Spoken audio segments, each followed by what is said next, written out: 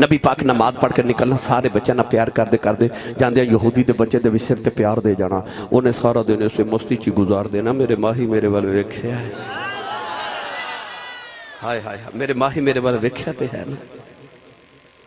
वेला गुजरता जा रहा गुजरता जा रहा गुजरता जा रहा। एक दिन नबी करीम नमाज पढ़ के निकले, सारे बच्चों नाल प्यार किया, विच यहूदी का बच्चा कोई नहीं। सरकार गुजर गया। अगले दिन नमाज पढ़ के नबी पाक निकले तो वेख्या सारे बच्चे खेल रहे। नबी पाक सब ने प्यार किया, विच यहूदी का बच्चा कोई नहीं। हुजूर गुजर गए। तीसरे दिन नमाज पढ़ के निकले, वेख्या विच यहूदी का बच्चा कोई नहीं। नबी पाक बच्चा च खड़े हो गए। कौनैन दे वाली ने फरमा, बच्चे ओ मेरा यार किथे? हाय हाय ओ मेरा यार किथे? यार सुल्ला तो यहूदियों का बच्चा है।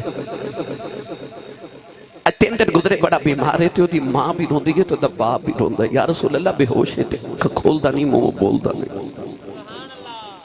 बड़ा बीमार है यार सुल्ला।